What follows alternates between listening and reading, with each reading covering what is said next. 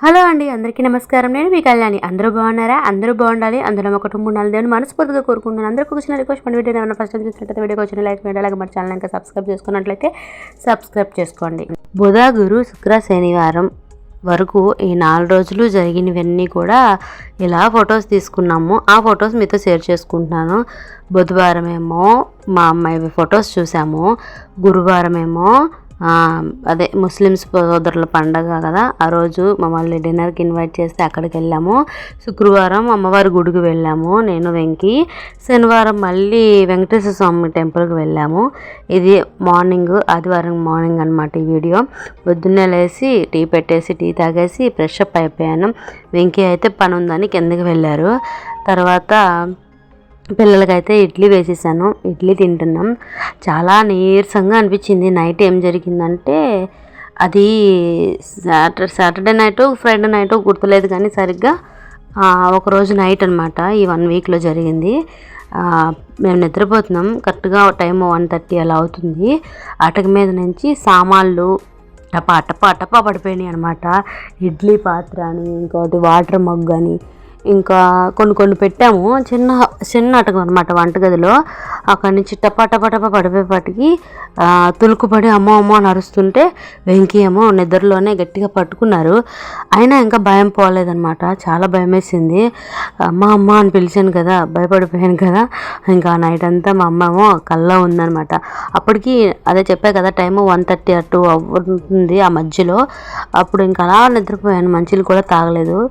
లేచి అలా నిద్రపోవడంతో అదొక రకమైన షాక్లో ఉన్నానన్నమాట ఆ నైట్ అంతా. పిచ్చి పిచ్చి కలలు, మా అమ్మతో జరిగిన మూమెంట్స్ అన్నీ కూడా, మా అమ్మ బ్రతుకున్నప్పుడు మా అమ్మతో జరిగిన మూమెంట్స్, నేను ఒకటి అనుకుంటే అక్కడ జరిగిన మూమెంట్, కొన్ని సిచ్యువేషన్స్ మనం అనుకున్నట్టుగా జరగవు కదా అన్నీ. మనం ఒకటి అనుకుంటే దేవుడు ఇంకోటి ప్లాన్ చేస్తూ ఉంటాడు కదా. అలాగా నేను జీవితంలో అనుకున్నవి, అంటే ఇంత చదువుకోవాలనుకున్నాను, ఎలా జరిగిపోయింది. ఆ సిచ్యువేషన్కి వెళ్ళి మా అమ్మని ఎదురేస్తున్నానంట. నేను చదువుకుంటానంటే చదువుకోనివ్వలేదు, నన్ను చదివించలేదు, అది ఇది అని చెప్పి మా అమ్మని ప్రశ్నిస్తూ ఉన్నానమాట. నిజంగా ఆ కళ నిజమైపోతే ఎంతో బాగుందో అనిపించింది.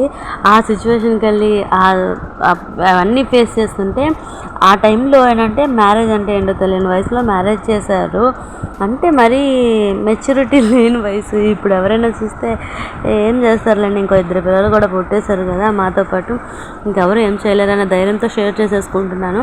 14 ఇయర్స్ కంప్లీట్ అయ్యి 15 ఇయర్స్ వచ్చినాయి, మ్యారేజ్ చేశారు. ఆ టైంలో ఎదిరించే ధైర్యం అయితే లేదు. పెళ్లి చేసుకోకూడదు అని తెలుసు, కానీ ఎదిరించే ధైర్యం లేదు. వద్దు అని గట్టిగా నిలబడే స్ట్రాంగ్ డెసిషన్ తీసుకునే అంత మైండ్ సెట్ కాదనమాట ఆ సమయంలో. ఎలా మ్యారేజ్ అయిపోయింది. మ్యారేజ్ అయిపోయిన తర్వాత పిల్లలు కూడా కొన్ని రోజులు దూరం అప్పుడే కనకూడదు అని అది ఇదిగా అంటూ ఉంటారు కదా, కొంత ప్లాన్ చేసుకోవాలి ఫ్యూచర్ కోసం అది ఇది అని చెప్పి. మరి నాకైతే అలాంటి ప్లాన్స్ అయితే అప్పుడేం లేవు. ఇప్పుడు అనిపిస్తుంది అప్పుడే పెళ్ళైనమ్మటే పిల్లలు కనేసామా అని చెప్పి. ఇప్పుడు మా పెద్దోడు వచ్చేసి నా భోజనం కాడికి వస్తున్నాడు.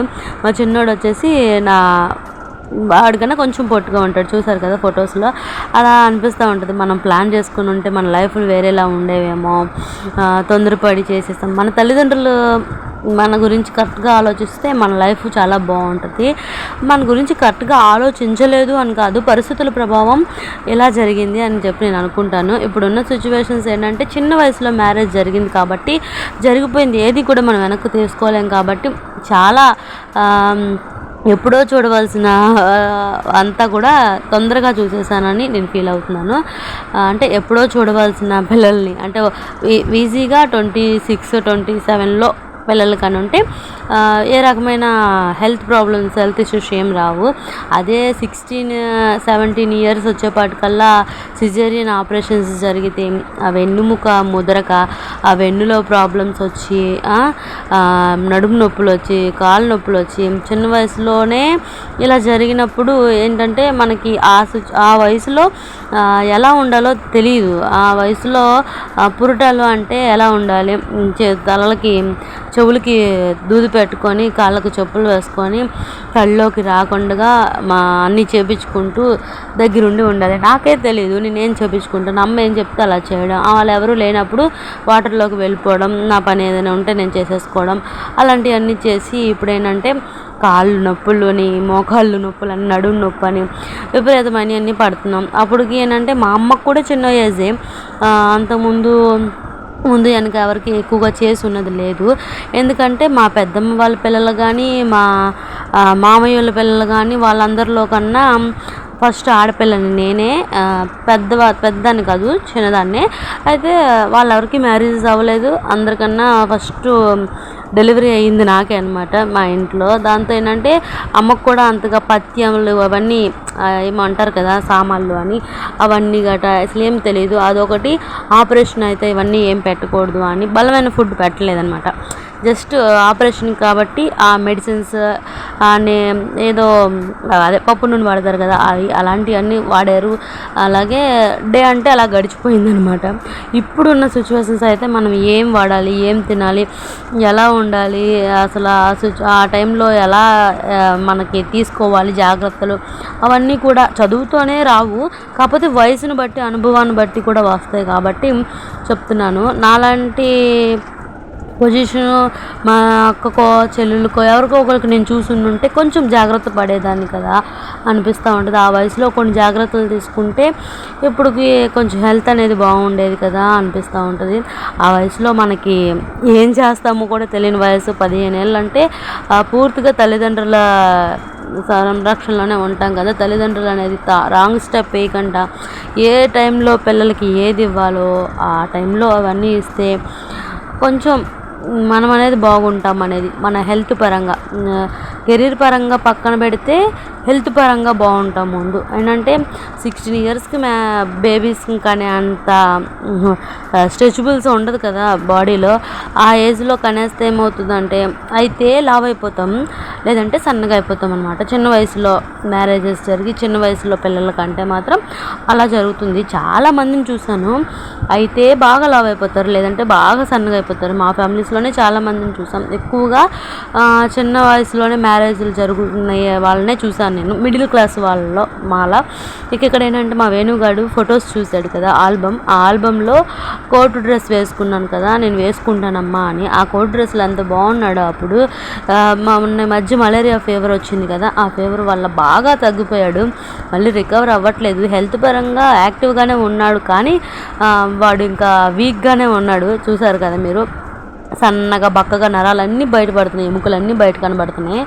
ఇంకా అది జరిగింది. ఇంకేంటంటే వాడు ఏదనుకున్నాడు, ఆ నైట్ ఆ రోజు టైం వచ్చేసి 7-7:30 అవుతుంది.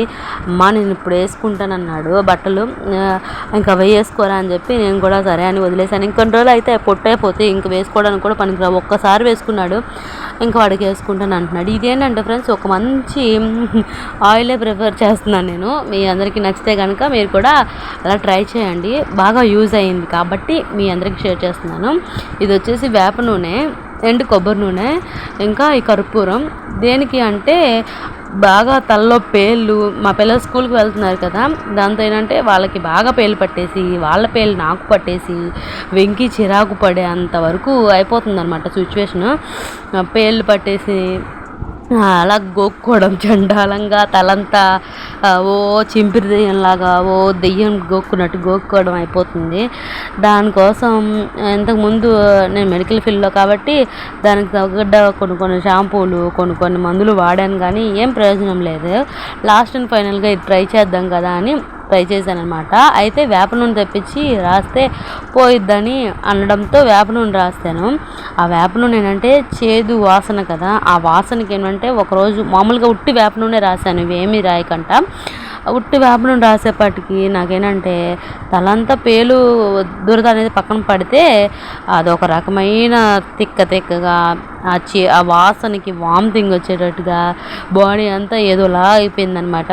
ఆ రోజు ఇంకా హెడ్ బాత్ చేసేసాను. 1 hour ఏమో 2 hours ఏమో ఉంచాను, హెడ్ బాత్ చేసేసాను. అయినా సరే తగ్గలేదు. మరుసటి రోజు మళ్ళీ అదే టైం దాకా అలాగే అనిపించింది. ఆ రోజు వదిలేసి మళ్ళీ 2 డేస్ తర్వాత మరుసటి రోజు మళ్ళీ ట్రై చేశాను అనమాట. అంటే పూర్తిగా వేప నూనె అంటే పడదు కదా, కొందరు ఏంటంటే ఆముదం వేసుకొని ఇంకో వేరైనా ఆయిల్స్ ఉంటే మంచివి, ఆ ఆయిల్స్ వేసుకొని రాస్తారంట తలకి. అయితే నేను కోకోనట్ ఆయిలే వేసాను. ఇంకా ఇది వచ్చేసి కోకోనట్ ఆయిల్ ఏమో 2 స్పూన్స్ వేసి ఇది 1 స్పూన్ వేసాను, అలా ఉజ్జాయింపుగా అనమాట. అండ్ ఇవేమో కర్పూరం బిళ్ళలేమో ఒక 10 వేసుకున్నాను. అది బాగా కర్పూరం వాసనకి, కర్పూరానికి కూడా పేలు తగ్గుతాయి అంట, చుండ్రు కానీ పేలు కానీ. ఇంకా దాంతో ఆ మాట అనగానే ఇక ఇది కూడా మంచిదే కదా అని చెప్పి నేను ట్రై చేశాను అనమాట ఓన్గా. ఈ కర్పూరం కరిగించి ఆ కొబ్బరి నూనె అది రెండు కలిపి కొంచెం లైట్గా వేడి చేస్తే కర్పూరం తొందరగా కరిగిపోతుంది నూనెలో అని చెప్పి అలా చేశాను. భలే బాగా పనిచేసింది.